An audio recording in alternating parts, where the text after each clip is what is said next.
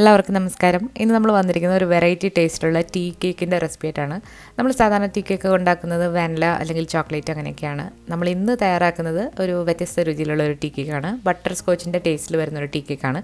നമ്മൾ റെഡിമെയ്ഡ് ആയിട്ടുള്ള butter scotch essence ഒന്നും ഇതിൽ ചേർത്തിട്ടില്ല. നമ്മൾ തന്നെ ബട്ടർ സ്കോച്ച് ഉണ്ടാക്കിയിട്ടാണിത് ചെയ്തെടുക്കുന്നത്. അപ്പോൾ ഇത് വളരെ രുചികരമായിട്ടുള്ള ഒരു വെറൈറ്റി ആയിട്ടുള്ള ടീ കേക്കാണ്. അപ്പോൾ ആദ്യം തന്നെ നമുക്കിതിലേക്ക് വേണ്ടിയിട്ടുള്ള ബട്ടർ സ്കോച്ച് സോസ് എങ്ങനെയാണ് തയ്യാറാക്കുന്നത് നോക്കാം. അപ്പോൾ അതിന് വേണ്ടിയിട്ട് നമ്മൾ അടി കട്ടിയുള്ളൊരു സോസ് പാൻ എടുത്തിട്ടുണ്ട്. ഇതിലേക്ക് 1/2 കപ്പ് പൊടിക്കാത്ത പഞ്ചസാര, അതായത് തരികളോട് കൂടിയിട്ടുള്ള പഞ്ചസാരയാണ് ചേർക്കുന്നത്. തീ മീഡിയം ഫ്ലെയിമിലിട്ടിട്ട് ഈ പഞ്ചസാര സോസ് പാനിലൊന്ന് നിരത്തിയിട്ട് കൊടുക്കുക. അതിനുശേഷം ഇത് ഇളക്കരുത്, കുറച്ച് നേരം അങ്ങനെ വെക്കുക. ഒരുപാട് തീ കൂടരുത്, മീഡിയം ഫ്ലെയിമിലിട്ടാൽ മതി. കുറച്ച് കഴിയുമ്പോഴത്തേക്ക് പഞ്ചസാരയൊക്കെ അടിയിൽ നിന്ന് ഒന്ന് ഉരുകി ഒരു ലൈറ്റ് ബ്രൗൺ ആയിട്ട് വരും. അപ്പോഴും നമ്മൾ ഇളക്കി കൊടുക്കരുത്. പഞ്ചസാര ഏകദേശം ഒരു കാൽഭാഗത്തിൽ കൂടുതൽ ഒന്ന് ഉരുകി കഴിയുമ്പോഴാണ് നമ്മളിതൊന്ന് ഇളക്കി കൊടുക്കുന്നത്. അല്ലാന്നുണ്ടെങ്കിൽ പഞ്ചസാര കട്ട കെട്ടിയതിന് ശേഷം അത് മിക്സ് ആവില്ല. അപ്പോൾ അടിഭാഗം എല്ലാം നന്നായിട്ട് ഉരുകി വന്നു കഴിഞ്ഞാൽ നമ്മൾ ഒരു സ്പാറ്റില വെച്ചിട്ടോ തവി വെച്ചിട്ടോ ഒന്ന് മിക്സാക്കി കൊടുക്കുക. അപ്പോൾ ഷുഗർ ഉരുകിയിട്ട് ഇതുപോലെ ഒരു ബ്രൗൺ കളറിൽ വന്നിട്ടുണ്ട്. ഇനി ഇതിലേക്ക് നമ്മൾ ചേർക്കുന്നത് ബട്ടറാണ്. ബട്ടർ ഇല്ലാന്നുണ്ടെങ്കിൽ പകരം നിങ്ങൾക്ക് നെയ്യ് എടുക്കാവുന്നതാണ്. അപ്പോൾ 2 ടേബിൾ സ്പൂൺ ബട്ടറാണ് നമ്മളിതിലേക്ക് ചേർക്കുന്നത്. ഏകദേശം ഒരു 30 ഗ്രാമോളം ഉണ്ടാകും. റൂം ടെമ്പറേച്ചറുള്ളതല്ല, നമ്മൾ ഫ്രിഡ്ജിൽ നിന്ന് ഡയറക്റ്റ് എടുത്തുള്ളതാണ്. ബട്ടർ ചേർത്ത് കൊടുത്തതിന് ശേഷം നമുക്ക് ആ ബട്ടർ നന്നായിട്ടൊന്ന് ഉരുക്കിയെടുക്കണം.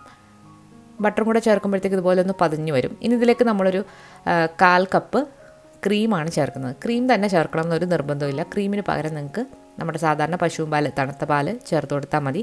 തിളപ്പിക്കുന്നതിന് മുൻപോ തിളപ്പിച്ച് കഴിഞ്ഞിട്ടോ ചേർക്കാം.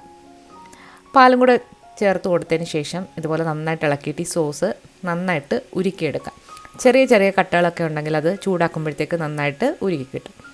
ഇപ്പം നമ്മുടെ ബട്ടർ സ്കോച്ചിൻ്റെ സോസ് ഇവിടെ റെഡി ആയിട്ടുണ്ട്. ഇത് നമുക്ക് ഫ്രിഡ്ജിൽ സൂക്ഷിച്ച് വെക്കാം, അല്ലാതെ പുറത്തും സൂക്ഷിച്ച് വെക്കാം, ചീത്തയാവില്ല. അപ്പോൾ ഇത് നമുക്ക് ഓരോ ഡെസേർട്ടൊക്കെ ഉണ്ടാക്കുമ്പോൾ എടുക്കാവുന്നതാണ്.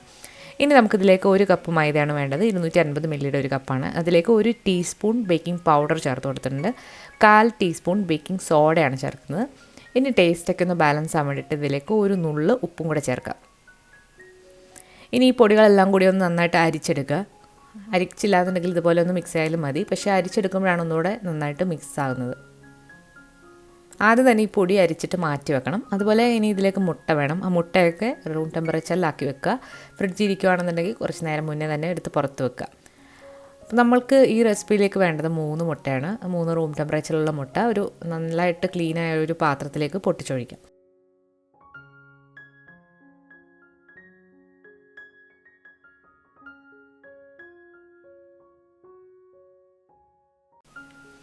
മുട്ട നന്നായിട്ടൊന്ന് ബീറ്റാക്കി എടുക്കാം. ബീറ്റ് ചെയ്യാനായിട്ട് ഇതുപോലെ വിസ്ക് എടുക്കാം, അല്ലാന്നുണ്ടെങ്കിൽ ഹാൻഡ് ബ്ലെൻഡർ എടുക്കാവുന്നതാണ്. അല്ല ഇതൊന്നും ഇല്ലാന്നുണ്ടെങ്കിൽ നിങ്ങൾക്ക് തടിത്തവി വെച്ചിട്ട് നന്നായിട്ട് ഇതുപോലെ ബീറ്റ് ചെയ്യുമ്പോൾ ഇതുപോലെ ക്രീമി ആയിട്ട് വരും. ഇതിലേക്ക് 1 ടീസ്പൂൺ വാനില എസൻസ് ആണ് ചേർക്കുന്നത്.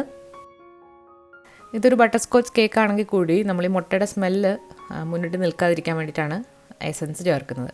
അതുപോലെ മുട്ട നന്നായിട്ട് ബീറ്റ് ആയി കഴിഞ്ഞാൽ മുട്ടയുടെ സ്മെല്ലൊന്നും കേക്കിൽ വരില്ല. ഇനി ഇതിലേക്ക് നമ്മളൊരു 1/2 കപ്പ് പഞ്ചസാര കൂടി ചേർക്കുന്നുണ്ട്. പഞ്ചസാര നമ്മൾ 1/2 കപ്പ് ബട്ടർ സ്കോച്ച് സോസിൽ ചേർത്താണ്.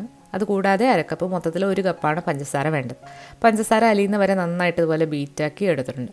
ഇനി ഇതിലേക്ക് നമ്മളൊരു 3 ടേബിൾ സ്പൂൺ റിഫൈൻഡ് ഓയിലാണ് എടുക്കുന്നത്. റിഫൈൻഡ് ഓയിലിന് പകരം നിങ്ങൾക്ക് ബട്ടർ ഉരുക്കിയതും എടുക്കാവുന്നതാണ്, അല്ലാന്നുണ്ടെങ്കിൽ നെയ്യും എടുക്കാവുന്നതാണ്. ഓയിലും കൂടെ ചേർത്ത് കൊടുത്തിട്ട് നന്നായിട്ടൊന്ന് മിക്സാക്കി കൊടുക്കാം.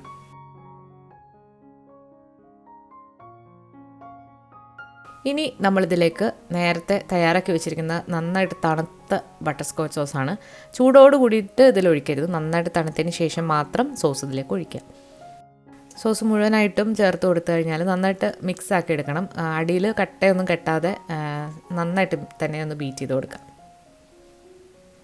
നന്നായിട്ട് ബീറ്റാക്കി കൊടുത്തിട്ടുണ്ട്. ഇനി ഇതിലേക്ക് നമ്മൾ നേരത്തെ അരിച്ചു വെച്ചിരിക്കുന്ന പൊടികളൊന്ന് ചേർക്കാം. പൊടി ചേർത്തതിന് ശേഷം ഒന്ന് ലൈറ്റായിട്ട് ഫോൾഡ് ചെയ്ത് എടുക്കുക.